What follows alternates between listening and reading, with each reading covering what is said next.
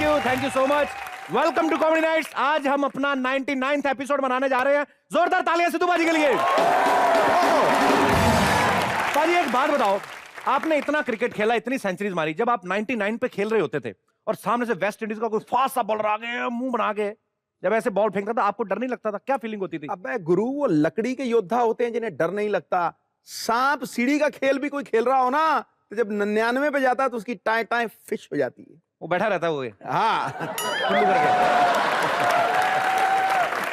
लेकिन बाजी क्रिकेट में और हमारी जिंदगी में इतना फर्क है कि हम लोग भी आज अपना 99th एपिसोड मना रहे हैं, लेकिन हमें डर नहीं है, बिकॉज जितना लोगों का प्यार मिल रहा है, मुझे लगता है कि आगे चल के हमारी नॉट आउट बहुत सारी सेंचुरीज होने वाली हैं। जोरदार तालियां कॉमेडी नाइट्स के लिए। बहुत सारे लोग बाजी हमें चिट्ठियां लिखते हैं, मैसेजेस करते हैं, लेकिन हम लोग कभी रिप्लाई नहीं कर पाते। लेकिन आज मैंने 99th एपिसोड के मौके पे कुछ एक दो मैसेजेस लोगों के निकाले हैं जो मैं आपको पढ़ के सुनाना चाहता हूं। एक लड़की ने लिखा है कि Kapil, you are very handsome, thank you so much, but your 5 is late actually, Manju. एक भाई साहब ने तो सीधी रिश्तेदारी निकाली हुई है। ये लिखते हैं कि कपिल जी, शायद आप जानते नहीं कि हम रिश्तेदार हैं। अच्छा, रिश्तेदार कैसे हुए ये भी सुन लीजिए। आपकी बीवी का मुंह आप कहते हैं कि केतली जैसा है, मेरी वाली का कप जैसा है। तो हुए ना हम रिश्तेदार। भाई साहब, आपसे एक ही इल्तिजा है, अगर आपकी बीवी का मुंह कप जैसा है और मेरी वाली केतली जैसा है, या तो मेरी केतली ले जाइए या अपना कप दे दीजिए। किसी एक का तो टी सेट कंप्लीट हो बाजी। नीतू जी फगवाड़ा से लिखती हैं, कपिल जी, मुझे बच्चन साहब वाला एपिसोड बहुत अच्छा लगा। थैंक यू नीतू जी। उनका गाना भी बहुत अच्छा लगा, प्लीज उन्हें दोबारा जरूर बुलाइए। थैंक यू सो मच आपके प्यार के लिए। और आपने जो 1 रुपया खर्च के मैसेज करके 5 करोड़ रुपए की फरमाइश की है, जोक सपाट, लेकिन हम कोशिश करेंगे बच्चन साहब को दोबारा इनवाइट करने की। ये मैसेज आया है लाहौर पाकिस्तान से हामिद मीर साहब का। ये लिखते हैं कि आप हमेशा कहते हैं कि आपको आपकी वाइफ अच्छी नहीं लगती। मैं लंदन में टैक्सी चलाता हूं और मुझे आपका शो बड़ा पसंद है और मुझे आपकी बीवी बड़ी अच्छी लगती है।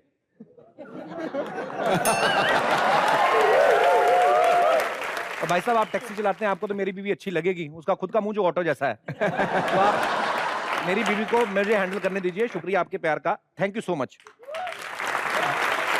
अच्छा पाजी, जितना लोग इस शो को प्यार करते हैं, हमें भी चाहिए ना कि अच्छे अच्छे एपिसोड दे। और मेरी दादी देख लो आप, जब देखो टुन होके पड़ी रहती है। लेकिन हमने पाजी एक प्लान बनाया है। क्या? उसकी शराब छुड़ाएंगे, देखना। उसके बाद अगर पी गई, मेरा नाम बदल देना।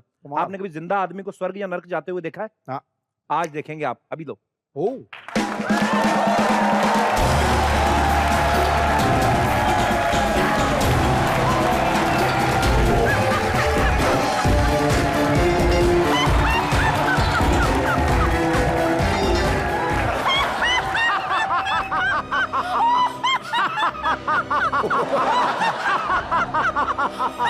उठ बुढ़िया उठ।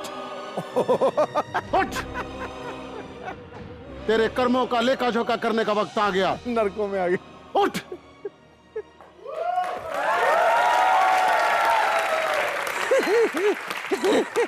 चिक्की, आज तक मैंने कोई कर्म ही नहीं किए, तो लेखा जोखा कैसा? बाय द वे, आप कौन है? Fancy dress competition?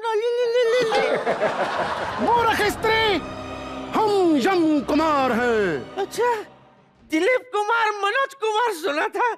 Who is this यम कुमार?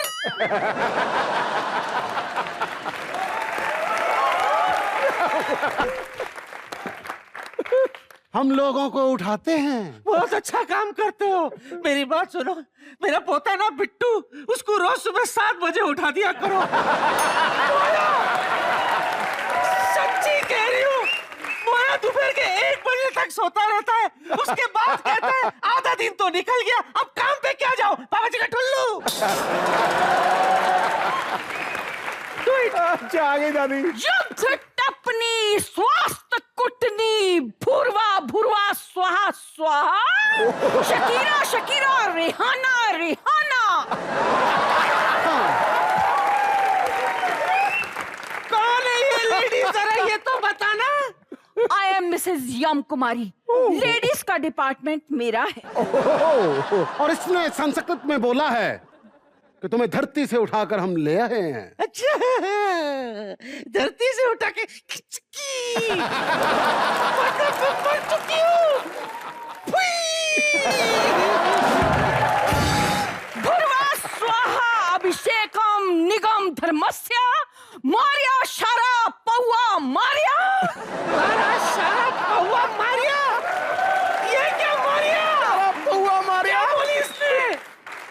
मारा शौआ पौआ मारिया, इसका मतलब तूने पौआ पिया और मर गई। गंभीर, गौतम गंभीर। क्या मतलब? मतलब गंभीर होकर मुझे सच सच बताओ, क्या वाकई में मैं मर गई हूँ? यस। बुढ़िया, क्या? हम तुझे वर्ल्ड से उठाकर लाए और तू वर्ड प्ले कर रही है? तू सच में मर गई है, सच में मर गई है तू। नहीं! हाँ, हे भगवान, ये सुनने से पहले मैं मर क्यों नहीं गई? अरे कम से कम मुझे ये तो बता दो कि ये सब हुआ कैसे? ए बुढ़िया, तेरा लिवर फेल हो गया था। क्या बकवास कर रही हो? 15 साल से बिट्टू फेल हो रहा है, तब भी मैं नहीं मरी, तो लीवर क्या चीज है? मैं तो कहती हूँ मेरा फिर से चेकअप कराओ। Please try to understand. जब तक मैं अपने पड़ पोते का मुंह नहीं देख लेती ना, मैं मर नहीं सकती। एक बार पड़पोते की खुशी में मैं 2 पैक लगा लूं, उसके बाद मुझे उठा लो। आई एम रेडी। दुष्ट बुढ़िया, दारू पीने की वजह से तू मरी है और अब फिर से तू दारू पीने के लिए कह रही है? यू स्टूपिड इडियट, यू फूल।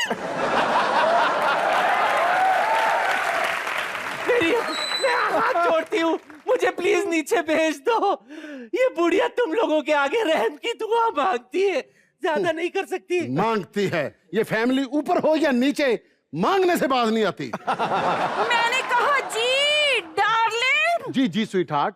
मित्र गुप्त को बुलाइए, वही करेंगे इसका हिसाब। ठीक है। ना अद, ना अक, ना होशियार। अब आते हैं मित्र गुप्त।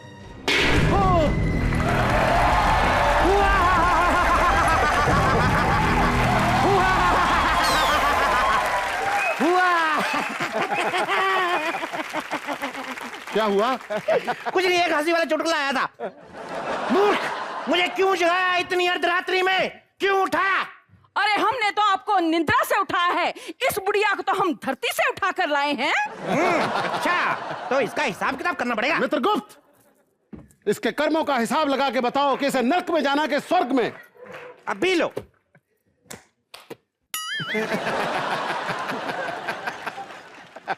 जब तक वाईफाई कनेक्ट नहीं हो रहा, हे नश्वर बुढ़िया, तुम बताओ तुम पृथ्वी पे क्या करती थी? मैं सोशल वर्कर हूँ, सोशल सर्विस करती हूँ, मगर मतलब लोगों को मरने से बचाती हूँ। ये झूठ बोल रही है, ये बहुत दारू पिया करती थी, इसीलिए मेरा यम्मू डार्लिंग इसे उठा लाया। जरा झूठ बोल दिया।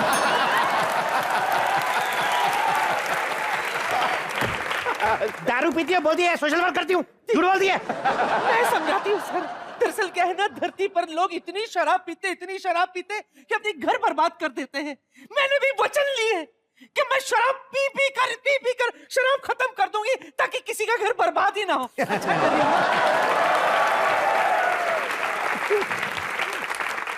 इसके कर्मों के हिसाब से इसे नरक भेजे ना भेजे, लेकिन ये जो चुटकुला सुना है ना, इसको नरक भेजने भेजने। काम करो, बड़ा वाला पतीला लो, 20 लीटर तेल डालो, बुड्ढी का एक ही बड़ा सारा पकौड़ा निकालो, इसका पकौड़ा निकाल के राक्षसों को चटनी के साथ खिलाया जाए। तुम्हें शर्म नहीं आती? बुड्ढी का पकौड़ा बनाकर खाओगे? मित्रगुप्त, इसका पकौड़ा ना निकालो, ये बुड्ढी जो ना तेल बहुत पिएगी। मैं तो कहता हूं इसको 1000 कोड़ा मारकर हाथी के पैर के नीचे दे दो। नहीं नहीं नहीं नहीं, ये गलत हो जाएगा। मैं ये काम करता हूँ, पहले हाथी के पैर के नीचे दे दो, उसके बाद 1000 कोड़े मारो, फटक फटक फटक। बाद में इसे नर्क में भेज दिया जाएगा। अरे अगर नर्क भेजना है तो सीधे भेजो ना, मारपीट क्यों कर रहे हो? अच्छा, हम अपनी विरासत निकाले हैं। हाँ मित्रगुप्त, जल्दी से इसके कर्मों की सुधार दो यार, बड़े लोग लाइन में खड़े हैं, जल्दी करो। अच्छा, बड़े लोग बाहर खड़े हैं, मैं जाकर देखती हूँ, शायद कहीं पे अपना टांका फिट हो जाए। I am just coming Mitragupt darling. अपना ख्याल रखना। 1 मिनट, वाईफाई कनेक्ट हो गया, अभी इसका डाटा अपडेट हो जाएगा। यार बेटा, मेरी रक्षा कर। गुड़िया, तू चोर भी है क्या? हाँ, 14 जनवरी की रात तूने अपने पोते की पॉकेट से 70 रुपए निकाल के बियर पी। बस, क्या मेरी यही गुनाह है? तेरा गुनाह चाहे छोटा है, लेकिन पोते के लिए कितना बड़ा गुनाह है। एक काम करो, इसके पकौड़े रहने दो, वो लगा के ना स्टैंड, इसका बारबेक्यू बनाओ। जी, जी, जी, जी। इसको सख्त से सख्त सजा दी जाए। मैं तो कहता हूं कि सबसे पहले स्वर्ग और नर्क की अप्सराओं को बुलाकर डेमो दिया जाए, ताकि इसको पता चले किसने जाना कहां है। Good idea. स्वर्ग और नर्क की अप्सराएं हाजिर हो। वाह वाह, कितना गंदा डांस किया। ये कौन है? अरे कौन क्या है? स्वर्ग से आई हूँ, स्वर्ग की अप्सरा हूँ। है? इनकी अगर अप्सरा ऐसी है तो चुड़ैल कैसे होगी? हे मूर्ख बुढ़िया, उसकी शक्ल में मत जाओ। वो स्वर्ग की अप्सरा है, ये नर्क की अप्सरा है। भाई, ये वाली आइटम तो ठीक है, इसे कैसे नर्क का अप्सरा बना दिया आप लोगों ने? इसे सजा मिली है, इसके पिताजी बहुत बड़े राक्षस थे।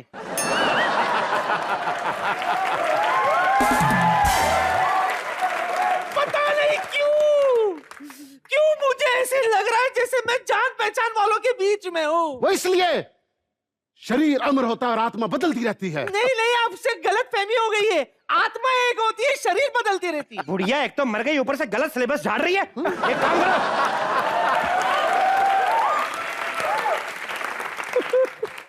कोड़े 2000 कर दो, हाथी 3 कर दो। एक मिनट। अरे कोड़े और हाथी को छोड़िए, मैं ये पूछ रही हूँ कि इस बुढ़िया के साथ क्या करना है? इसे नरक में फेंकना है या स्वर्ग में? अरे जहां भी फेंकना है उससे पहले मुझे कम से कम ये तो बता दो कि स्वर्ग और नर्क में फर्क क्या होता है। अप्सराओ, अपने मधुर कंठ से इस बुढ़िया औरत को बताओ कि नर्क और स्वर्ग की सुविधाओं में क्या अंतर होता है। Tell me please tell me. Okay, first let me विस्तार। देखिए, स्वर्ग में जो है, सबसे पहले आपको ब्रेकफास्ट में 2 गरम पराठे दिए जाएंगे विद नाइस फ्रेश मक्खन। उसके साथ में आपको मिलेगा दूध और जलेबी, साथ में आम का रस, अमरूद का रस, अनार का रस, रसमलाई, बस आपका अपना रस बाहर आ रहा है। आने दीजिए, चलेगा। मैं स्वर्ग में ही रहूंगी। I am ready, take me there. लेकिन पहले नर्क के फैसिलिटीज के बारे में तो सुन लीजिए। ठीक है, तू भी बोल दे। वहाँ 3 टाइम खाने के साथ दारू फ्री है और चखने में 17 टाइप के पकवान। जब मर्जी सो जाइए, जब मर्जी उठ जाइए। हट रे। पहला वाला कैंसिल। मैं नर्क चलूंगी, टेक मी। देखो पागल बुढ़िया, अगर एड अच्छी हो तो इसका मतलब ये नहीं कि प्रोडक्ट भी अच्छा होगा। नर्क में आपको डेली खाली पेट 500 कोड़े खाने पड़ेंगे। अरे कमबख्त हो, तुम लोगों की क्रिएटिविटी क्या कोड़ों पे आके अटकती है? अरे कोई और उपाय तो बताओ मुझे। बहुत जुबान चलती है तेरी बुढ़िया। कोड़े 4000 कर दिए जाएं। क्यों बे? तुझे कोड़ों के सप्लाई में क्या कमीशन मिलता है? यम कुमार सुनो, मुंबई में एक बड़ा ही खूबसूरत हैंडसम लड़का है, बिट्टू शर्मा। उसको उठा के लाना है। नहीं, उसके घर में आजकल एक बड़ा ढीठ बुड्ढा आया हुआ है, उसको उठा के लेके आओ। उनका टाइम नहीं आया है अभी। मित्रगुप्त मैं हूं कि तुम हो?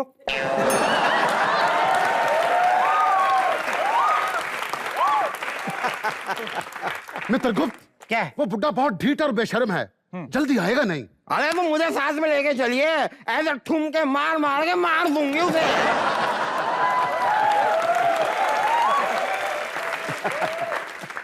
उसको जान से मारना है, उसकी सारी नस्ल तबाह नहीं करनी। चल अब। अरे चलो, आओ लेकर आ जाओ उसे।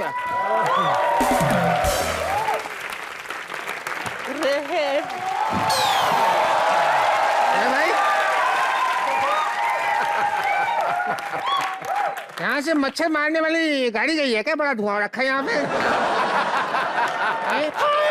हाय, ये फटीचर तो मेरी बहू का बाप है। यम कुमार, इसे बड़ी जल्दी ले आया। जो ज्यादा पापी होते हैं उसे हम बुलेट ट्रेन से मंगवाते हैं। क्या मैं मर चुका हूँ? हाँ और ये दादी भी मर चुकी है? हाँ, यू बोथ आर डेड। लेकिन मैं मर कैसे गया? ना तो मुझे कहीं दर्द हुआ, ना मेरे को कहीं गैस हुई, ऐसे कैसे मर गया? देखो, जैसे कुछ लोग कॉलेज नहीं जा सकते, वो हाँ। कॉरेस्पॉन्डेंट बीए करते हैं, करते हैं। तो वैसे ही हम कुछ लोगों को कॉरेस्पॉन्डेंट डेथ देते हैं विदाउट पेन। अच्छा। हे भगवान!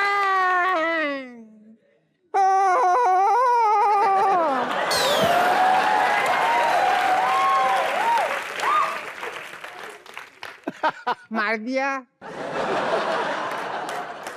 इन्फॉर्म तो करना चाहिए था। अरे भाई, इंसान के कोई सपने होते हैं, मेरा आखिरी सपना तो रह गया। क्या सपने थे आपके? अरे सपने थे नहीं, बस एक ही सपना था क्या? कि मेरे दामाद के हाथ में मैं कम से कम उसका कमाया हुआ एक नोट तो देखूं। 10 रुपए का नोट देखते ही हैरानी से मैं वैसे ही मर जाता। मिस्टर गुप्त, एक्सक्यूज मी, एक बात कहूँ आपसे। क्या? मुझे अपने मरने का इतना दुख नहीं है जितनी खुशी इसके मरने की है। अच्छा हो गया, मर गया मरदूद। अब मेरी एक ख्वाहिश तो पूरी कर दो। क्या? आप मुझे सिर्फ इतना बता दो कि आप इसे स्वर्ग में भेज रहे हो या नर्क में? क्यों? क्योंकि अगर ये स्वर्ग जा रहा है तो मैं नर्क में ही ठीक हूँ। हाँ हाँ, अब मेरे को स्वर्ग ही बेटर है। स्वर्ग ही दे दो, क्योंकि नरक में तो मैं इनके घर पे रह के आऊँ ना अभी एक हफ्ता। आपका नरक स्वर्ग जो भी हो, इनके घर से तो बेटर ही होगा। नमक हराम कहीं का। ए बुढ़िया, तुम्हारी कोई आखिरी इच्छा है? 1 मिनट। क्या? आखिरी इच्छा तो मैंने फिल्मों में देखा है, मरने से पहले पूछी जाती है, और अब कैसे? मरने के बाद कैसे? हमारा अपना आइडिया है, तेरे को क्या लेना देना? मेरी आखिरी इच्छा है कि कोड़े मारने से पहले मेरी पीठ पे तकिया बांध दिया जाए। बुढ़िया चलाकी मारती है, हैं? ये चलाकी मारती है। हट, तेरी कोई आखिरी इच्छा? मैं बुढ़िया की तरह चलाकी नहीं मारता। एक काम करो, तकिया मत बांधो, बुढ़िया को मेरे पीछे बांध दो। फर्स्ट इच्छा कैंसल। अब तकिया मत बांधिए। एक काम कीजिए, मुझे 5 मिनट के लिए धरती पर भेज दीजिए प्लीज। हम यहाँ स्वर्ग नरक चलाते हैं, हमने ट्रैवल एजेंसी नहीं खोली है बुढ़िया। ठीक बात है भाई, ऐसे कैसे? हाय, ठीक बात, ठीक बात। अगर ये बात है, हाय हाय, तो मेरे 1.5 करोड़ रुपए तो ऐसे ही जाया हो जाएगा जो इतने सालों से मैंने जमा किए थे। क्या इसके पास 1.5 करोड़ रुपए हैं? 1.5 करोड़? 150 करोड़ रुपए हैं। ये देखो गांव बसानी भिखारी पहले आ गए। पोता जब नीचे है तो उसको क्यों नहीं दिया तुमने? तुम्हारे जब समझी नीचे है तो उसको भी बताना चाहिए। थप्पड़ मारूंगा तेरे बकवास करते हैं। अब तो वो किसी को नहीं मिलेगा। वो इसलिए क्योंकि वो पैसे मैंने किचन में छुपाए थे। वो इसलिए छुपाए हैं कि किसी को नहीं मिलने वाला। 1 मिनट, हट जाओ। Hey ladies,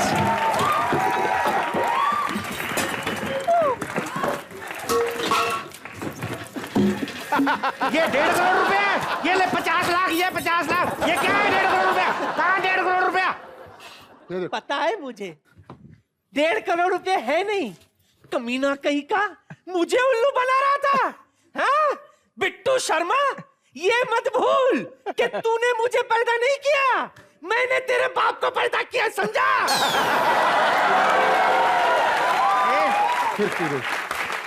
जिस तरह लातों के भूत बातों से नहीं मानते, उसी तरह से थप्पड़ों वाली चुड़ैल जो है वो थप्पड़ों के बिना नहीं मानती। हाँ।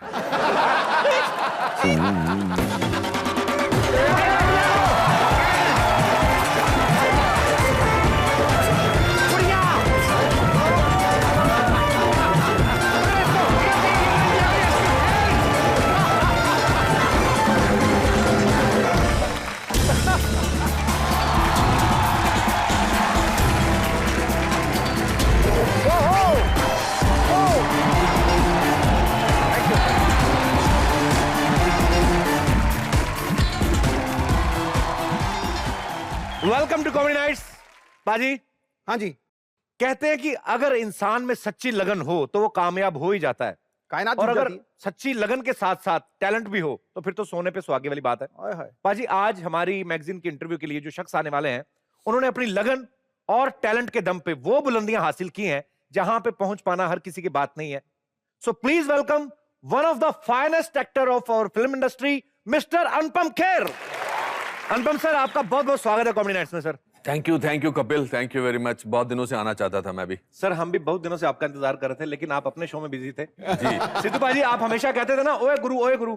सो मेरे आज गुरु आए एक्चुअली, क्योंकि जिन्होंने फिल्म फेयर में कॉमिक एक्टर के तौर पे 5 बार फिल्म फेयर जो है हासिल किया, तो मेरे तो ये गुरु हैं। जोरदार ताली अनुपम सर के लिए। ओ गुरु, भाग्य फिल्मी दुनिया में सबका देर सवेर बनता है जी। कोई यहां अनमोल हीरा तो कोई राख का ढेर बनता है, और जिसने जीते हों अपने हुनर से कामयाबी के आसमां, जमाने में वही अजीम फनकार अनुपम खेर बनता। अरे क्या बात है। इसमें कोई शक नहीं है बाजी, बिल्कुल सही फरमाया आपने। अनुपम सर कैसे हैं आप? सेंसेशनल। सेंसेशनल। हालांकि ये सवाल ही मेरा पूछना गलत था, क्योंकि मैं जब से देख रहा हूं अनुपम सर को 30 साल से बिल्कुल वैसे के वैसे ही हैं। अरे आपका मतलब जब मैं 25 साल का तब भी 55 का लगता था? ये क्या बात हुई? नहीं सर, मेरा कहने का मतलब कि आप आज भी 25 के लगते हैं। नहीं, ये गलत बात नहीं है। ऊपर की खेती उड़ी है। अनुपम सर, आपने फिल्म इंडस्ट्री में अपनी शुरुआत जो थी वो सारांश फिल्म से की थी जी। तो शिमला से जब आप एक्टर बनने के लिए निकले और सारांश में नोटिस किए जाने तक बीच का सफर कैसा रहा सर? बहुत लंबा, क्योंकि 19 साल की उम्र में मेरे बाल झड़ने शुरू हो गए थे जी। और फिर मैंने ड्रामा स्कूल चंडीगढ़ से कोर्स किया, फिर 3 साल का दिल्ली में कोर्स किया नेशनल स्कूल ऑफ ड्रामा से, फिर मैं लखनऊ पढ़ाने गया। अच्छा। वहां तक तो ठीक था क्योंकि पढ़ाई करता जा रहा था। फिर मैं 3 जून 1981 को मैं बॉम्बे में आया। अच्छा जी। तो ये तो बड़ी डिग्निफाइड सेक्सी लुक है, पर जब आदमी नया नया गंजा होता है तो आधे बाल यहां से जाते हैं, आधे बाल यहां से जाते हैं, और मैं बहुत पतला था। I was so thin that I could see through a keyhole with both my eyes. तो यहाँ काम ही नहीं मिलता था। लोगों को आदत थी बालों वाला हीरो चाहिए, जिसके और एक्टिंग हो, ये एक्टिंग आती ना हो तो चलेगा लेकिन बाल जरूर होने चाहिए। तो ये 3 साल ऐसे निकले। 3 साल मतलब बहुत होते हैं। ओके। किसी ने कहा कि विग लगा के घूमा करो, किसी ने कहा कि फोटो अच्छे खिंचाओ, और मुझे यहाँ याद है मैं एक सोहनलाल कंवर जी करके एक डायरेक्टर थे। ओके। तो उन्होंने मुझे 3 महीने के बाद बुलाया कि आज मेरे ऑफिस में आ जाओ। तो मैं अपने फोटोग्राफ्स लेकर ऐसे शर्ट्स में डालता था और बारिश पड़ती थी तो ऐसे चल के जाता था। तो थिएटर के फोटोग्राफ थे मेरे पास। तो फाइनली मुझे सोहनलाल कंवर जी वो किसी के साथ बैठे थे और बार बार अपने फोटो उनको दिखा रहे थे, मैं देख रही थी, और बार बार अपने मेरे फोटो देखकर साथ वाले को कह रहे थे, राम केलकर करके राइटर थे। अच्छा। अरे देखो जी, अरे देखो जी बाजी, अरे एक्सप्रेशन देखो। तो मैंने कहा यहां से तो मैं मेन रोल लेके निकला ही निकला। उसके बाद बोलते हैं तू तो ठीक है, जो तो तेरे पीछे लड़का खड़ा ये कौन है? मैंने कहा जी ये मर गया लास्ट महीने।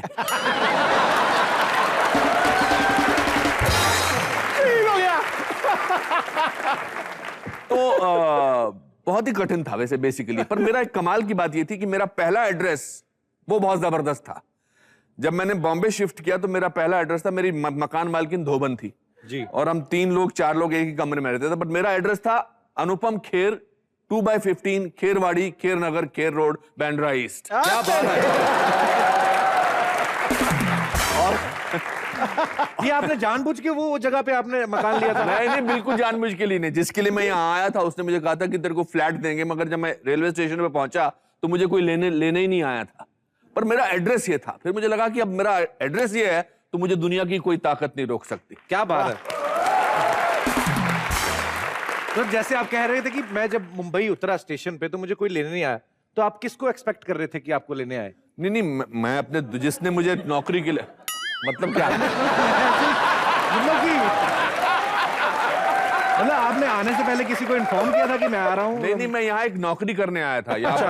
यहाँ पर एक एक्टिंग स्कूल था, उसमें मैंने ऐड पढ़ा था और उन्होंने मुझे कहा था आप यहाँ आइए, हम आपको बहुत तनख्वाह देंगे और घर देंगे रहने के लिए, तो उन्होंने हमारा स्टाफ आपको लेने आएगा। अच्छा। तो जब मैं आया तो वहाँ कोई लेने नहीं आया। तो आपके साथ ही एक्टिंग कर गया? मेरे साथ ही एक्टिंग मतलब। फिर मेरे एक दोस्त है सुहास खांड के, उनके घर पे मैं ठहरा और बाकी लोगों के घरों को भी एग्जॉस्ट कर दिया था। इनफैक्ट मेरे राजदान मेरे दोस्त थे, उनके घर जाता था।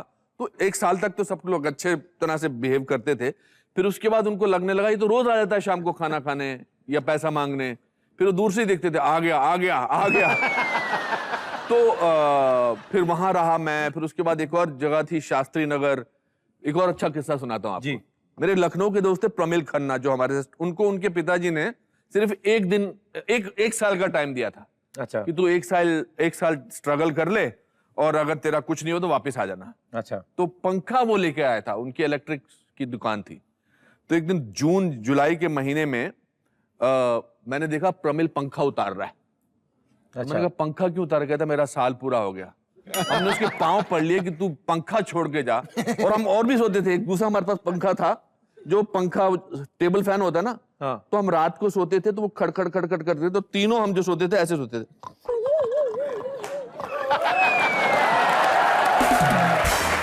प्रैक्टिस हो गई। आई थिंक ये किस्से याद रखने से आपकी जिंदगी के जो दुख हैं, जो गम हैं, जी थोड़े कम हो जाते हैं। जी जी बिल्कुल। ऊपर टेरेस पे सोते थे तो बारिश आ जाती थी, तो सीढ़ी पे सोते थे, तो सीढ़ी पे ऐसे करके सोना सीख लिया था। मतलब वर्सेटाइल शुरू से रहे हैं आप? बचपन से। अच्छा सर, आजकल तो इतने सारे चैनल्स हो गए हैं, रियलिटी शोज हो गए हैं, बड़े सारे लोगों को मौका मिल जाता है कि आप जाके अपना ऑडिशन दे दीजिए या किसी रियलिटी शो में पार्टिसिपेट कर लीजिए। उस समय आपके लिए बहुत ज्यादा डिफिकल्ट था सर, और हमने कहीं पे ये भी सुना है, आपके इंटरव्यू में सुना था कि सारांश फिल्म में जब आपने वो फादर का किरदार निभाया था, उस समय अनुपम खेर सर की उम्र सिर्फ 28 साल थी जी। तो 65 साल के आदमी का किरदार निभाया, लेकिन वो फिल्म पहले आपको दे दी गई, बाद में कुछ फिर गड़बड़ हो गया था, कुछ तो हुआ था। वो बड़ा लेजेंडरी किस्सा है कि भट्ट साहब ने मुझे वो फिल्म दे दी जी। मैंने 6 महीने उस पर काम भी किया, और फिर मुझे 10 दिन पहले शूटिंग हमारी शुरू होनी थी 1 जून 1984 को। ओके। और 20 दिसंबर 1983 को मेरे एक दोस्त ने फोन पर बोला कि मैंने सुना है तू वो रोल नहीं कर रहा है। अच्छा। तो मैंने कहा ऐसा कैसे? तो मैंने भट्ट साहब को फोन लगाया, मैंने कहा भट्ट साहब मैंने सुना कि वो रोल संजीव कुमार कर रहे हैं। जी। तो भट्ट साहब ने बड़े कैजुअली बोला, हाँ यार वो राजश्री प्रोडक्शन वाले जो हैं वो किसी एस्टेब्लिश एक्टर को चाहते हैं, तो तुम न्यू कमर है, तुम दूसरे बुढ़े का रोल कर लेना। अच्छा। फिर मैंने सोचा यार मैंने 3 साल मैंने यहाँ गुजारे, मैंने सड़कों की खाक छानी, मैं रेलवे प्लेटफॉर्म पे सोया, बीच पर सोता था मैं। अगर ये आदमी मेरे साथ धोखा कर सकता है तो मुझे इस शहर में रहना ही नहीं। अच्छा। मैं वापस चला जाऊंगा शिमला या कहीं जहां मैं टीचर बन जाऊंगा। पर मैंने सारा सामान पैक कर लिया अपना, सिद्धू साहब। और फिर मुझे लगा कि मैं एक बार जाने से पहले भट्ट साहब को बोल दूं कि आप हैं क्या। अच्छा। तो मैं टैक्सी लेकर सारा सामान अपना रख कर गया और ऊपर उनके घर पर गया, और मैंने उनसे कहा कि आपने वाकई संजीव कुमार साहब को लेने की सोच ली है? तो उन्होंने कहा हाँ क्या है कि सेलेबल एक्टर है, तुम अभी नए न्यू कमर हो। मैंने कहा मैं तो 6 महीने से आपके इस रोल पर काम कर रहा हूं। और फिर मेरा जो है धैर्य का बांध टूट गया। फिर मैंने उनको गालियां दी, मतलब वो मैं टेलीविजन पे नहीं बोल सकता, मतलब ऐसी गालियां उनको नहीं। मैंने कहा मैं आपको श्राप देता हूं, मैं एक ब्राह्मण हूं, आपको मेरा श्राप लगेगा।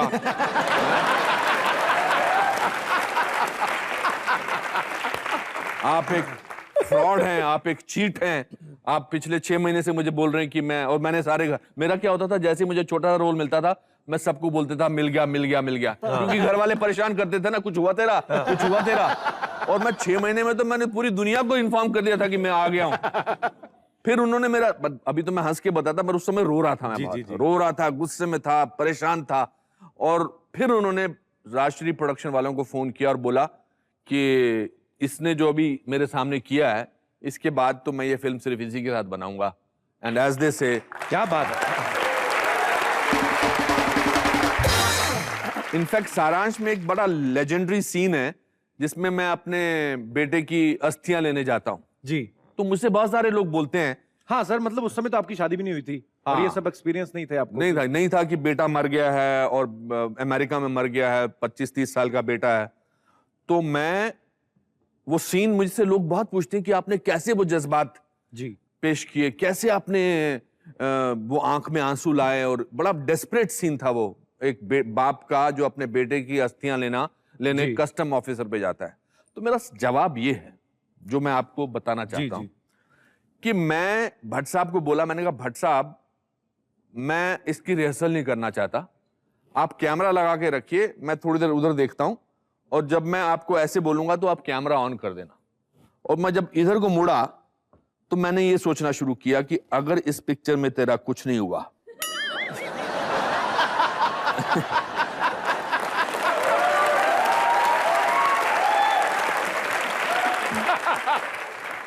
अगर इस पिक्चर में तेरा कुछ नहीं हुआ, अगर तेरे को इस पिक्चर से निकलते निकलते वापस बच गया तो तुझे वापस शिमला रहना पड़ेगा, तू बर्बाद हो जाएगा, तेरी सारी ट्रेनिंग। टीवी लेने नहीं आया हूं मैं, अपने मरे हुए बेटे की अस्थियां लेने आया हूं मैं। तो सारे जज्बात निकला।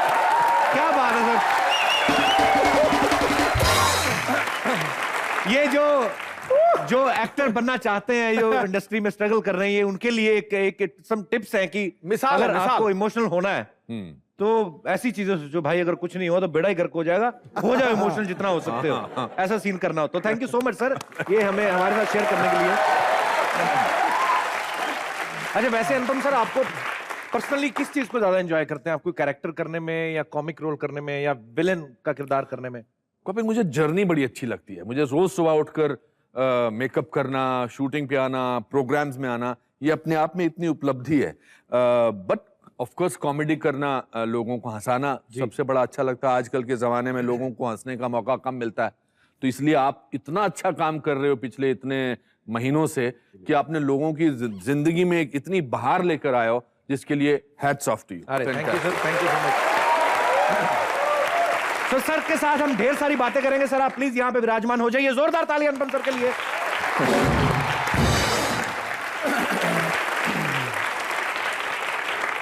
सर जब आप 28 साल के थे तब आपने 65 साल के आदमी का किरदार किया जी। जब आप कल को 65 साल के हो जाएंगे जी, तो आपको 28 साल के लड़के का किरदार करने को मिले, हाँ, आपको लगता है वो पॉसिबल है? ऑफ कोर्स पॉसिबल है, कुछ भी हो सकता है। कुछ भी हो सकता है। और अनुपम सर जैसे एक्टर हो फिर तो हो ही सकता है। और आजकल की दुनिया में तो सब कुछ पॉसिबल है। आजकल बहुत सारे हीरो जो हैं वो अपना VFX में सब निकाल देते हैं ना, झुर्रियां बुरियां जितनी भी। तो मेरे झुर्रियां आने में भी 50 साल बाकी हैं यार।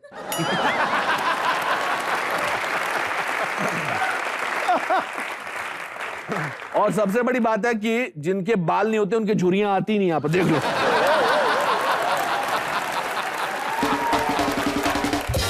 मैंने तो बॉल्ड वालों की एक वो भी लिखी है, नेशनल एंथम। कैसे कैसे सुनाऊं? जी जी। ऐ मेरे बिछड़े बालों, फिर से उग आओ सालो, तुम पे मैं कुर्बान, जुल्म के पंजों में हूं, मैं भी अब गंजों में हूं, सर हुआ वीरान। फिर पास्ट के बारे में बोलते हैं, आंखों और माथे पे कैसे झट से गिर जाते थे तुम, जब बिछड़ते थे अदाएं कितनी बिखराते थे तुम। क्या बात है, क्या बात। सूना ये सर कर गए तुम तो कब के गिर गए, रह गए दो कान।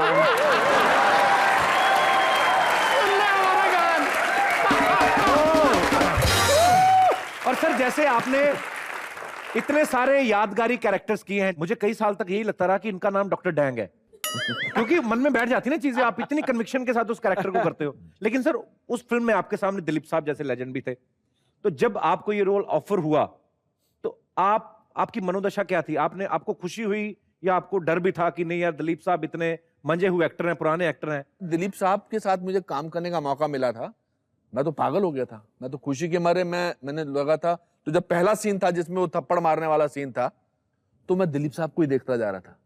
तो मुझे सुभाष के कहता, तू विलन है मेरी फिल्म का, इनका भक्त नहीं है। मैंने कहा भक्त तो मैं हूं, but it was the most amazing thing. और उस फिल्म का जब मुहूर्त हुआ था तो वो एस्टेब्लिश कर गया था कि अब तो मैं पहुंच गया हूं, क्योंकि उसके मुहूर्त में दिलीप साहब थे, अनिल था, जैकी श्रॉफ थे, नसीरुद्दीन शाह थे, नूतन जी थी, श्रीदेवी थी, पूनम ढिल्लन थी, और बीच में मैं खड़ा था। तो I think that was the most amazing.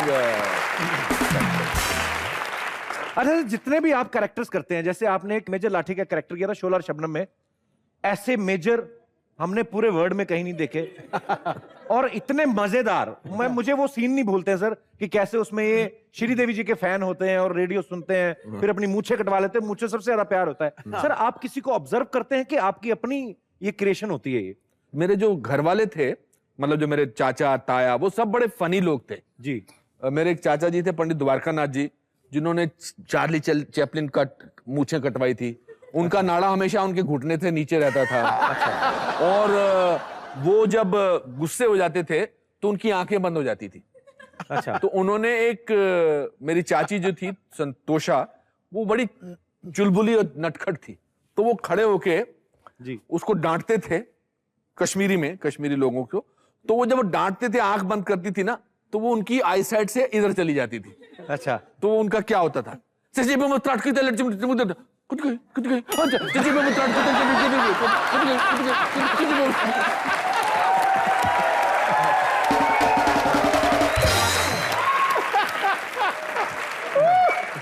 क्या बात है सर। तो मेरे ख्याल से शायद इसीलिए लोग जो आपके कैरेक्टर के साथ इतना जुड़ जाते हैं, क्योंकि वो लोगों Identify, के हाँ। बीच में से ही निकले होते हैं। बिल्कुल बिल्कुल बीच से निकले होते हैं। बड़ी ये अच्छी बात है सर, हमारे लिए नए एक्टर्स के लिए बड़ी सीखने वाली बात है सर। किसी भी एक्टर की या कोई बिजनेसमैन हो या कोई भी बड़ा आदमी जो स्ट्रगल करके आगे तक पहुंचता है, उनकी स्ट्रगल जो होती है वो इंस्पिरेशन बन जाती है नई जनरेशन के लिए।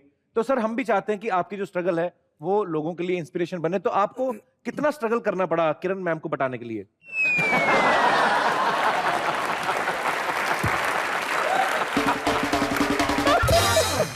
मेरी वो दोस्त थी बहुत अच्छी। अच्छा जी। जब मैं चंडीगढ़ गया था तो वो तो आपने दोस्ती की आड़ में ये सब किया? नहीं बहुत साल लग गए। बहुत साल लगे बीच में, बहुत साल हो गए, बट हमारी दोस्ती बरकरार रही। अभी जो भी कुछ होता रहता, झगड़े वगड़े जो भी होते हैं, मगर दोस्ती बरकरार है। उनको पढ़ाना इतना आसान नहीं था। बहुत सारे, वो तो सतीश कौशिक एक प्ले में काम कर रहे थे तो उनकी पथरी हो गई, तो वो पथरी, वो उससे वजह फिर मैं उस प्ले में आ गया। तो भी आज भी बोलते हैं कि अगर मेरी पथरी ना होती ना तो आज मैं तेरी जगह होता। मैं वो क्लिप दिखाना चाहता हूं आपको, वो जरा थोड़ा प्लीज प्ले कीजिएगा, जरा थोड़ी पुरानी यादें ताजा करते हैं। अनुपम जी, आपको पहली बार कहां मिले थे? मैं जानना चाहता हूं।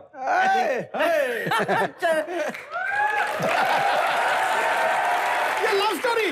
चंडीगढ़ में मिले थे, Chandigarh department of Indian theatre. वो शिमला से आए थे वहाँ थिएटर का कोर्स करने, और मैं भी वहां पर थी। मैंने अपनी MA इंग्लिश लिटरेचर खत्म करके पंजाब यूनिवर्सिटी में, तो वहां पर आए थे। आंखों से बड़े मजेदार थे। अच्छा। हाँ, और सबको हंसाते रहते थे। बड़ा चलाक बंदा, हंसा हंसा के फंसा लेता।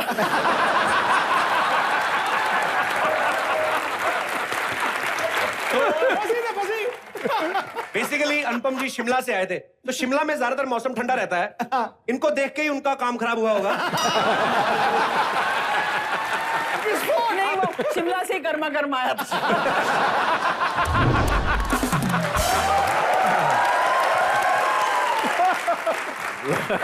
मैं सोचता हूँ कि अनुपम सर जहां पे बैठते हैं माहौल को अपने रंग में बदल देते हैं।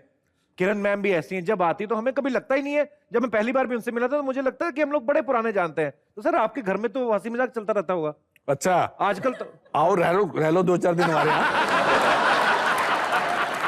अच्छा सर, एक और बात मेरे मन में थी। हर कोई लड़की चाहती है कि उसका जो बॉयफ्रेंड हो, या है ना, जिसको भी वो पसंद करें, वैसे स्टाइलिश हो और शाहरुख जैसे डिंपल पड़ते हो और ऋतिक जैसी बॉडी हो। तो किरण मैम का शुरू से टेस्ट डिफरेंट था। मतलब देखिए, बड़ा शरारती है, बड़ा नॉटी बॉय है। क्या है कि उनको एक ऐसा इंसान चाहिए था जिसकी बॉडी भी और ब्रेन भी हो। तेरी। अरे वाह। तो मेरे ख्याल से मैं दोनों ही डिपार्टमेंट में भगवान की दया से। क्या बात है सर, बहुत अच्छे, इसमें कोई शक नहीं है। नहीं, आपका मतलब कुछ और था। नहीं सर, मेरा आप मेरी बजाना चाहते थे। नहीं सर, सर नहीं गुरुदेव, कभी भी नहीं। अच्छा, एक और क्वेश्चन सर। हाँ। किरण मैम अब तो MP बन गई, मेंबर पार्लियामेंट है। पहले वो जैसी थी अभी भी वैसी है कि उनके बिहेवियर में कुछ चेंज आया, कुछ सीरियस हो गई थोड़ी? अरे मिलेंगी तो बता सकूंगा ना। अभी तक मिले नहीं? नहीं, कम ना मिलना अभी, ये तो बेस्ट हो गया।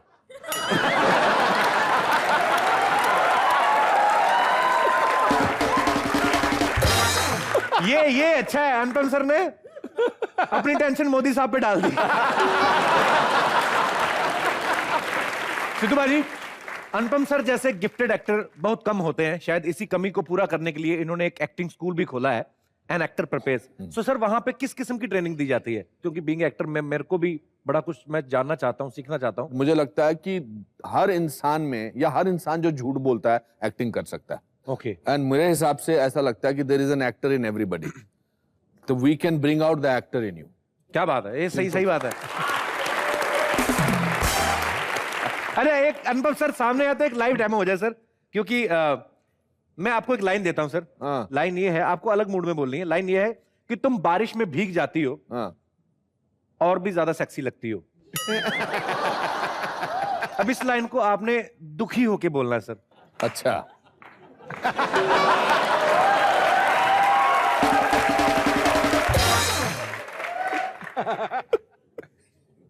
तू बारिश में भीग जाती हो तो और भी ज्यादा सेक्सी लगती है। क्या बात है सर, वंडरफुल। अगर इसी डायलॉग को सर गुस्से में बोलना नहीं, बस मेरा टेस्ट खत्म। अच्छा चलिए ठीक है। एक और चीज, बॉलीवुड के कुछ फेमस डायलॉग्स हैं, उनके अलग अलग मूड हैं। जैसे एक डायलॉग है, कुत्ते में तेरा खून पी जाऊंगा, लेकिन इसको रोमांटिक तरीके से बोलना है।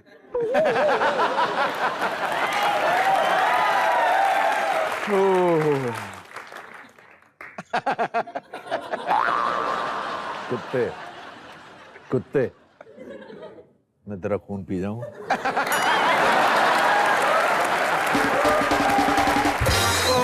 बस एक और सर प्लीज। ये और किसी के साथ हम कर ही नहीं सकते सर, और किसी में वो है नहीं। माँ मेरी नौकरी लग गई माँ, एक गुस्से में बोलना सर।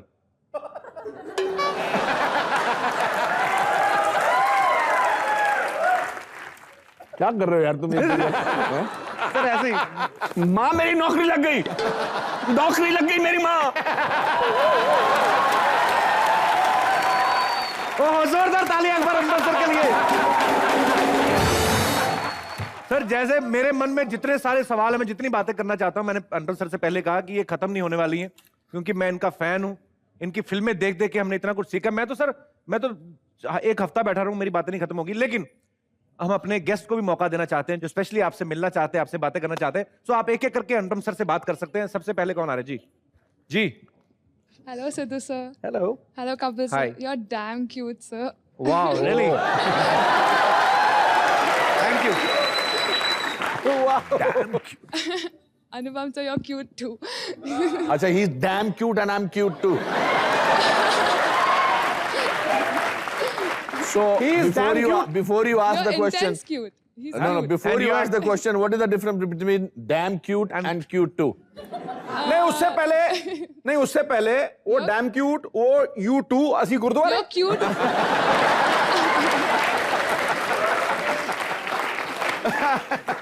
Yes, tell me.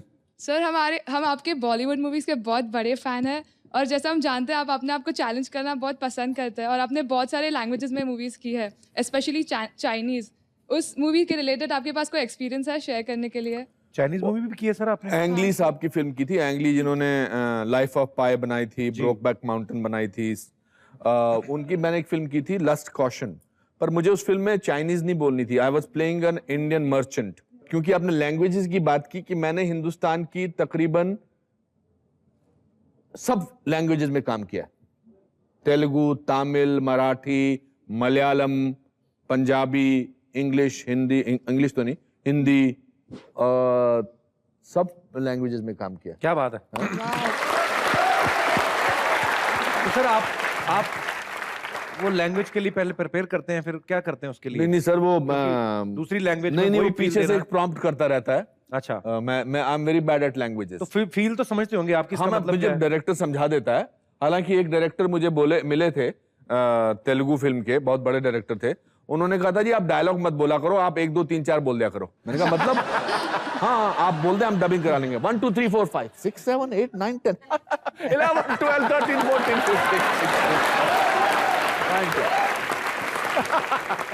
सही बात है। 21 22 23 ऐसा कुछ करते थे।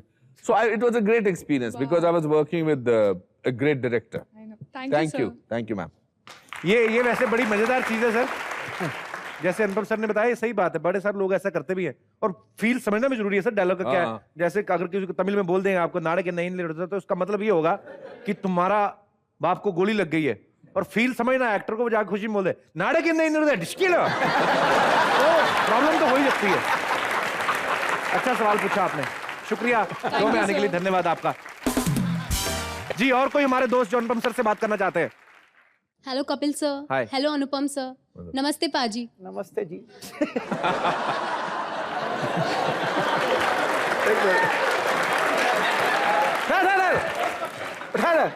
पाजी का मतलब क्या होता है? तो फिर ठुनठुना बोला है तुमने?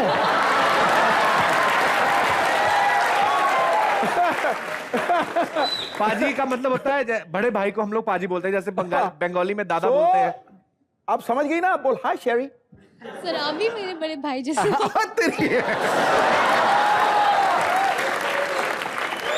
जी क्या नाम है आपका? सर मेरा नाम प्रियंका है। जी पूछिए। सर एक्चुअली मुझे आपसे एक एडवाइस चाहिए थी। सर मुझे एक्टिंग का बहुत शौक है और मैं एक्टिंग की फील्ड में बहुत आगे जाना चाहती हूँ, बट मेरी एक प्रॉब्लम है कि मेरी फैमिली कम सपोर्टिव है इसके लिए, और इस चीज़ की वजह से बहुत प्रॉब्लम्स आती है, और डैडी भी कम सपोर्ट करते हैं, फैमिली कंजर्वेटिव है। तो आप मुझे ये एडवाइस दे सकते हैं कि मुझे किन चीज़ों पे काम करना चाहिए और किन चीज़ों का ध्यान देना चाहिए? आपके पापा मम्मी क्या करते हैं, फादर क्या करते हैं? मेरे पापा सिविल कॉन्ट्रैक्टर है। अच्छा, आप शरारती हैं? हाँ। हाँ? अच्छा, कभी सीरियसली बोला अपने घर वालों को कि मैं? Yes sir. बोला तो क्या बोलते हैं?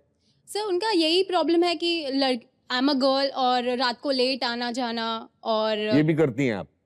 सर नहीं, अगर इंडस्ट्री में तो ये सब होता ही रहता अच्छा, है। अगर आप करेंगे Yes. तो एक काम करिए, आपका ऑडिशन भी लेता हूं मैं, और आप अपने इस कैमरा में देख के बोलिए, पापा मुझे एक्टर बनने दीजिए, मेरा ये सपना है, इसे पूरा करने दीजिए। चलिए बोलिए, देख अभी पता लग जाएगा कितना। नहीं पूरा फील के साथ पूरा बोलना फील के साथ बोलना है। वो ही इज वेरी सीरियस। हाँ। पापा मुझे एक्टर बनना है, प्लीज़ आप मेरा ये सपना पूरा कर दीजिए। मैं प्रॉमिस करती हूँ कि मैं कोई गलत काम नहीं करूँगी। मुझे दिल से बहुत इच्छा है कि मैं एक एक्ट्रेस बनूँ और आपका भी नाम ऊंचा करूँ, और आपको एक दिन मेरे पे बहुत ज़्यादा प्राउड फील होगा। बड़ा लंबे डायलॉग बोल दी, मैंने तो 2 डायलॉग बोले बोला। तो अभी जैसे अनुपम सर ने बोला आपको ना पूरा फील के साथ, अभी तो यहाँ पे फिर भी थोड़ा वहां पे थोड़ा आलाप वगैरह भी ले लेना कि पापा मुझे फिल्मों में जाने दो। थोड़ा भगवान आपके सारे सपने पूरे करे, लगे रहिए शिद्दत के साथ, पापा को कन्विंस करिए, और उससे ज्यादा बड़ी बात है अपने आप को कन्विंस करिए। जब आप अपने आप को कन्विंस कर लेंगी, पापा अपने आप हो जाएंगे। Good luck for your future. Thank you sir. और कोई हमारे दोस्त जो अनुपम सर से बात करना चाहते हैं? अरे नहीं, अब कपिल जी सर, मैं सिर्फ आपसे थोड़ा मिलने आया हूँ, आपकी पूरी फैमिली से मिलने आया हूँ, तो जरा फैमिली वालों से बुलवा लो, उनसे भी सवाल जवाब करता हूँ। फैमिली ढीठ है सर, छोटी तंग करेंगे आपको। अरे नहीं, तुमने इतनी देर से तंग नहीं किया तो वो क्या तंग करेंगे? वो थोड़े ज्यादा बदतमीज सर। मैं अपने दर्शकों को भी एक बात बताना चाहता हूँ कि अनुपम सर आज बड़े खास मौके पे यहाँ पे आए हैं। आज हमारे शो ने 99 एपिसोड्स जो हैं वो कंप्लीट कर लिए हैं। मैं फैमिली को पक्का सर, आप श्योर है? बुला लीजिए, मुझे अच्छा, मेरे को आजकल वैसे भी मैं एक शो कर रहा हूँ, अनुपम खेर शो, कुछ भी हो सकता है, तो अच्छा लगेगा मुझे सवाल जवाब करना उनसे। ठीक है सर, आप कहते हैं तो बुला लेता हूँ। डरो मत, मैं आई विल हैंडल इट। दादी मंजू, क्या है? क्यों चिल्ला रही है? क्या हुआ? Hello Anupam sir, how are you? Hello ji. ऐसे नहीं, ऐसे।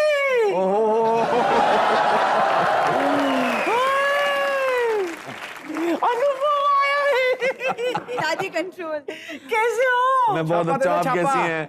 एक तो ओ ये देखो कैसे लाल लाल कश्मीरी टमाटर की तरह लग रहे हैं।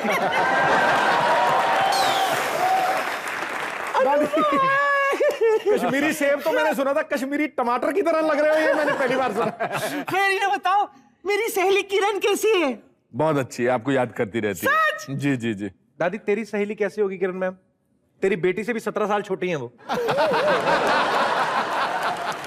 ऐसे अनुपम सर, मैं आपकी बहुत बड़ी फैन हूँ। अभी जो फिल्म है ना डैडी, जब भी देखती हूँ मुझे मेरे पापा की याद आती है। अच्छा, इट्स फैंटास्टिक। थैंक यू नहीं सर, याद नहीं आती इसको, ये सोचती है कि काश मेरे डैडी भी ऐसे होते। इनके आप डैडी देखे ना आप। एक मिनट, 2 मिनट। तो इनके फादर कैसे हैं? आप खुद देख लो ना सर, अगर सिम कार्ड ऐसा तो मोबाइल कैसा होगा?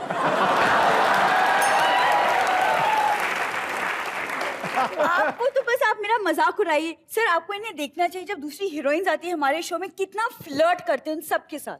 ऐसा? हर एक के साथ। अच्छा, मुझे आपसे पूछना है कि जब कोई हीरोइन यहाँ आती है तो उनके साथ फ्लर्ट करते हैं, आपको इनसिक्योरिटी होती है?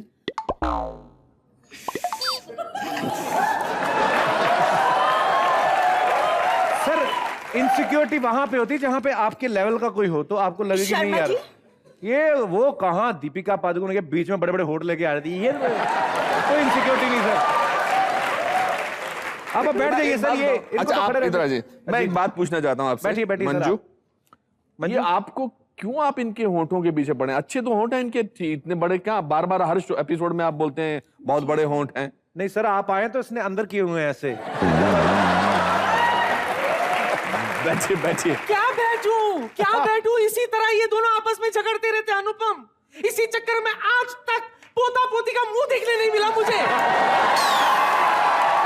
अंदर करती है, बाहर करती है, व्हाट इज दिस? देखिए, अगर आपने इनकी बेटी की शादी अगर आपने टाइम पे करवा देती तो आपको आपकी नाती या नाता मिल जाता। और वैसे भी सर, ये कहाँ ध्यान देती है अपनी बेटी की शादी पे? इसका ध्यान तो दूसरों की पप्पियां लेने में लगा रहता है। सही कहा, लगा के छापे। अभी भी मेरा ध्यान वही है। और आज तो इतना बड़ा कारपेट एरिया मिला है मुझे, पता नहीं कितने छपेंगे। दादी 1 साल में 500 पप्पियां ले चुकी, अभी तक तेरा मन नहीं भरा क्या? अच्छा, 1 साल में मेरी 500 पप्पियां गिन रहा है, और 5 साल में जो एक बार भी पप्पा नहीं बना उसका क्या? अच्छा ये बताइए कि आपने किसी को पप्पी करने से छोड़ा नहीं है, मगर ऐसी कौन सी पप्पी है जो आपको आज तक याद है? एक्चुअली क्या है ना अनुपम, जिसे आइसक्रीम खाने का शौक हो ना, उससे फ्लेवर से कोई फर्क नहीं पड़ता। आप प्लीज सर बैठिए बैठिए। आप खड़े रहिए। आपको किसने कहा? नहीं नहीं नहीं नहीं इनको आप बैठिए प्लीज सर। मैं बैठूं कि नहीं? जब ये बैठ गई है चुटकी, तू बैठ जा। ऐसे कैसे बात करते तुम मेहमानों के सामने? कभी तो तमीज से बात किया करो मुझसे। लो एक और चीज करके आई, मैं आपको दिखाऊं। एक क्या? इधर 2 मिनट इधर। नहीं। वो खड़ी हो 2 मिनट। देखो, घर में खाने को कुछ नहीं है। 1 मिनट, ये सब चीजें क्या करवा के? ये टैटू देखो आप, ये दिखाओ जरा।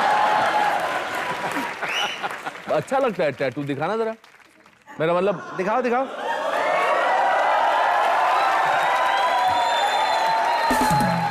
अरे आपने शादी क्यों की इनसे यार? अगर सर, आपको इतना ज्यादा। सर मैं सो रहा था, मेरे को घोड़ी बिठा दी, मेरे को नहीं पता चला।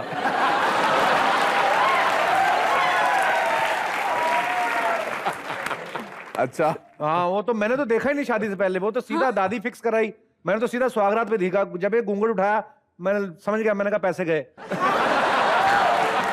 और ये बड़ी अच्छी फैमिली से, इनके पिताजी जो हैं वो बहुत बड़े एक्टर हैं। हाँ। मतलब मैं आपको बता नहीं सकता सर, हॉलीवुड में बॉलीवुड में कोई इनके पिताजी जैसा है ही नहीं।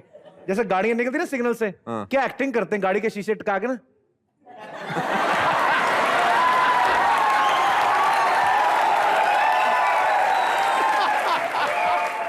एक्चुअली क्या है ना, ये जो कुछ भी कह रहा है ये गलत नहीं है। हाँ, इसका बाप है ही ऐसा। आपको क्या बताऊं, जब से शादी हुई है ना, मेहमान के नाम पे इसके बूढ़े माँ बाप ही आ जाते घर में। हाँ, पता नहीं नन्ना सा मेहमान कब लाएगी ये। एक नन्ना सा मेहमान मैं अकेले बाजार से लाऊं, आप अपने पोते को कोई कुछ नहीं कहती? मैं क्यों कहूँ? तुम दोनों का मामला है, आपस में सुलझाओ। तुमसे तो बात करना बेकार है, मैं जा रही हूँ अंदर। एक मिनट दादी, आप ये आपकी दवाई के बारे में तो सारी दुनिया जानती है, आप इतनी शराब क्यों पीती हैं? Come on, Anupam. Now the whole world knows. I don't drink because of happiness. अच्छा। I drink because of helplessness. Okay. दारू के बारे में बोल के अब इतना सा तो लगाना ही पड़ेगा। Okay. मैं आती हूँ, आप नोश फरमाएंगे? नहीं मैं ठीक हूँ, मैं ठीक हूँ। Sure? या Shall I get it for you? No, not at all.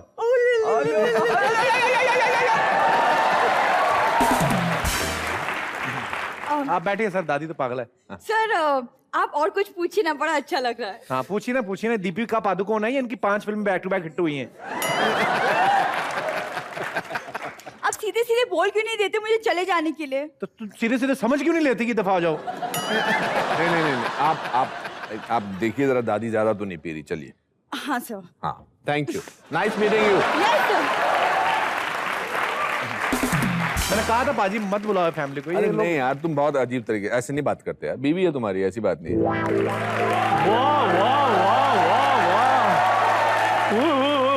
अनुभव सर आए। सर नमस्कार जी। नमस्कार। कैसे हैं सर आप? बहुत अच्छा हूँ। चाय लायो? जी बिल्कुल। आपको किसने बुलाया? मालकिन ने बुलाया। उन्होंने कहा है कि चाय लेकर जाइए, अनुपम जी आए उनको चाय पिलाइए। सर चाय लेंगे आप? ये तो खाली है भाई। सर आप इतने अच्छे एक्टर हैं, आप खाली एक्टिंग कर देंगे ना तो हमारी मार्केट में इज्जत बढ़ जाएगी कि हमारे घर में चाय होती है। बैठो बैठो राजू, मैं आपसे बात करना चाहता हूँ। अच्छा जी।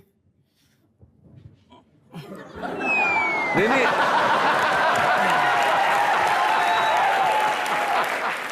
नौकर का नौकर। आप ऊपर बैठिए, साहब के साथ बैठिए। नहीं आज सर, मैं थोड़ा डाउन टू अर्थ हूँ। नहीं सर, एक्चुअली पता क्या है, इस घर में ना इज्जत हजम नहीं होती, इसलिए मैं नीचे ठीक हूँ। ग्रास रूटर, ग्रास रूटर, जमीन से जुड़ा हुआ तुझे इज्जत दे रहे ना, वो तेरी पगार में से 200 रुपए काट देंगे। बैठ जा। पगार दोगे तो काटोगे, देते कब हो? आप ऊपर बैठिए, कोशिश करिए।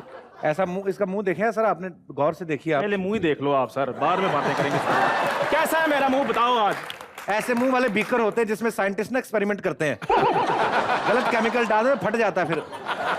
अच्छा, मैं आपसे एक बात पूछना चाहता हूँ।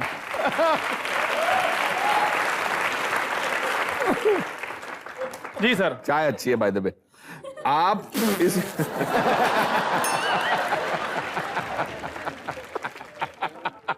ध्यान से, घर में सर। मैंने सुना आपको इस घर में खाने को नहीं मिलता है। खाने को सर गालियां मिलती हैं हमारे इधर। अरे अनुपम जी। कैसी हैं पिंकी जी आप? मैं कैसी हूँ, अब थोड़ी ज्यादा जवान हो गई हूँ। अच्छा पिंकी जी, हालांकि महिलाओं से पूछना नहीं चाहिए सवाल, मगर आपकी एज पूछ सकता हूँ कितनी है? 22 year old। 22 years old। Yes. अच्छा, 25 साल से तो मैं आपको जानता हूँ। और ये 99th एपिसोड है आपका। जी सर, 1 साल हो गया। तो कम से कम 23 साल की तो आप होंगी मेरे ख्याल से। Excuse me. ओके। आप एक्टर हैं कि अकाउंटेंट हैं? प्यार से बात करनी चाहिए इनको मुझसे, ये तो हिसाब किताब में लग गए। I don't like this. अरे नहीं, आई एम सॉरी, ऐसा नहीं है बुआ जी, ऐसा नहीं है।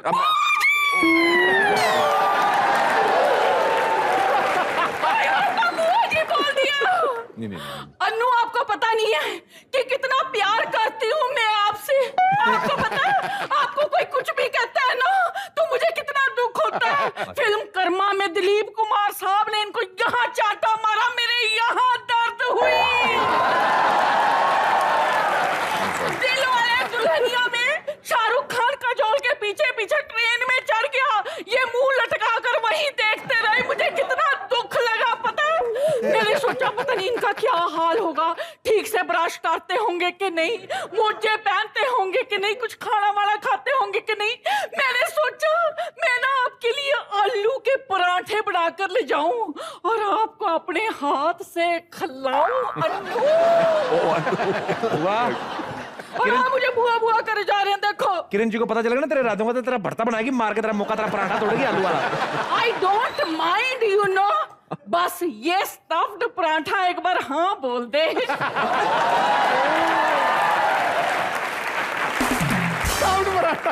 ओ माय गॉड, स्टफ पराठा। मैं तो ये देख के हैरान हूँ कि इस फैमिली के मेंबर को इतनी महंगी डिश का नाम आता है।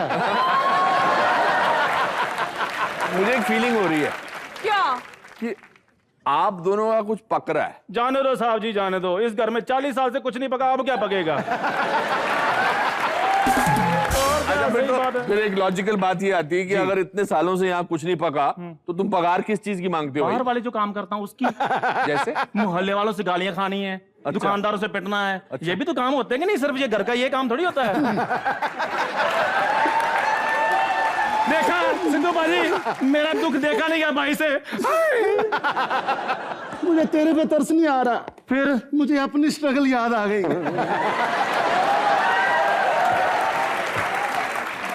कोई बात नहीं, लगे रहो बुआ से, लगे रहो, तुम्हारे भी दिन वापस आ जाएंगे, कोई बात नहीं। अच्छा, एक बात पूछना चाहता हूँ पिंकी जी आपसे। पूछिए ना। एक शब्द में बताइए कि आपको कैसा लड़का चाहिए? एक शब्द में बताऊं कैसा लड़का चाहिए? जिंदा।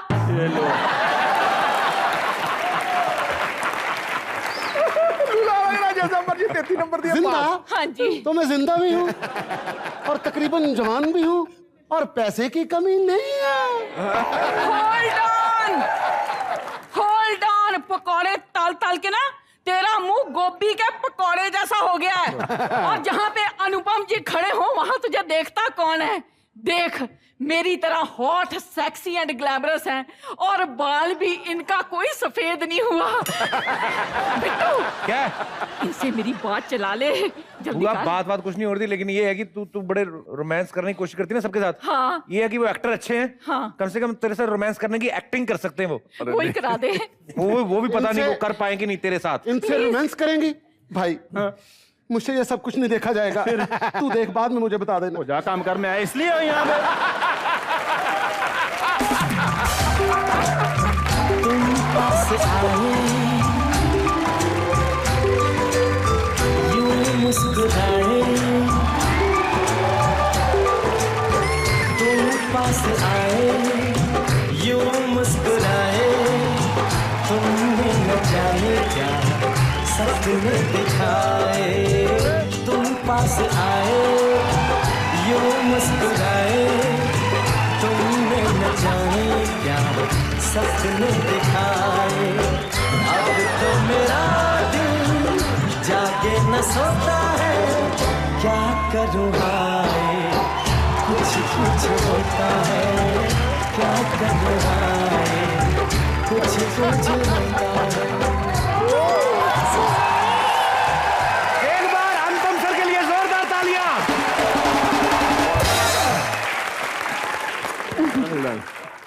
भाई आप अपने परिवार के बाकी सदस्यों को भी बुला लीजिए। जी सर। दादी मंजू,